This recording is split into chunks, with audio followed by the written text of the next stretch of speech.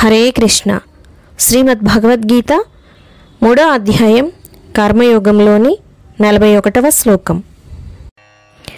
తస్మాత్త్వమింద్రియాణ్యాదౌ నియమ్య భరతర్షభా పాప్మానం ప్రజహీహ్యేనం జ్ఞాన విజ్ఞాననాశనం. మరొకసారి, తస్మాత్త్వమింద్రియాణ్యాదౌ నియమ్య భరతర్షభా పాప్మానం ప్రజహీహ్యేనం జ్ఞాన విజ్ఞాననాశనం. ప్రతిపదార్థం.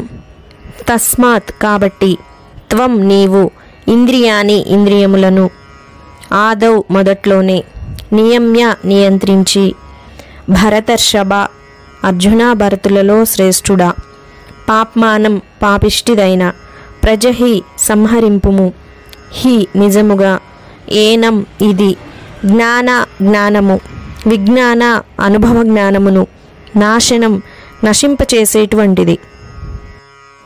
భావం. కాబట్టి ఓ భరతశ్రేష్ఠుడా, మొదట్లోనే ఇంద్రియములను నియంత్రణలోనికి తెచ్చి జ్ఞాన విజ్ఞానములను నశింపచేసే ఈ పరమపాపిష్టి కామము అనే శత్రువును నిర్మూలించుము అని శ్రీకృష్ణ పరమాత్మ అర్జునునితో పలికెను. వివరణ. ఓ అర్జున, అత్యంత పాపభూయిష్టమైనది, మానవునిలో ఉన్న జ్ఞానమును విజ్ఞానమును నాశనం చేసేది అయిన ఈ కామాన్ని జయించాలంటే ముందు నీ ఇంద్రియములను, వాటి విషయగ్రహణ శక్తిని అదుపులో పెట్టుకో. తర్వాత కామాన్ని జయించు. కామమునకు ఆశ్రయం ఇంద్రియములు. కాబట్టి ముందు ఇంద్రియములను కట్టడి చేయాలి. ఎందుకంటే ఇంతకుముందు కామమునకు మూలం మనస్సు, బుద్ధి, ఇంద్రియములు అని చెప్పుకున్నాము. ముందు ఇంద్రియ నిగ్రహం అలవర్చుకుంటే కామానికి ఒక ఆసరా తొలగిపోతుంది.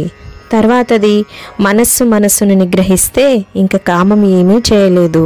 ఇంద్రియములు, మనస్సు మన వశంలో ఉంటే బుద్ధి కూడా మన వశంలో ఉంటుంది. అప్పుడు కామం ఒంటరిదైపోతుంది, ఏమీ చేయలేక నశించిపోతుంది. కాబట్టి పరమాత్మ ముందుగా ఇంద్రియములను వశంలో ఉంచుకోమని చెప్పారు.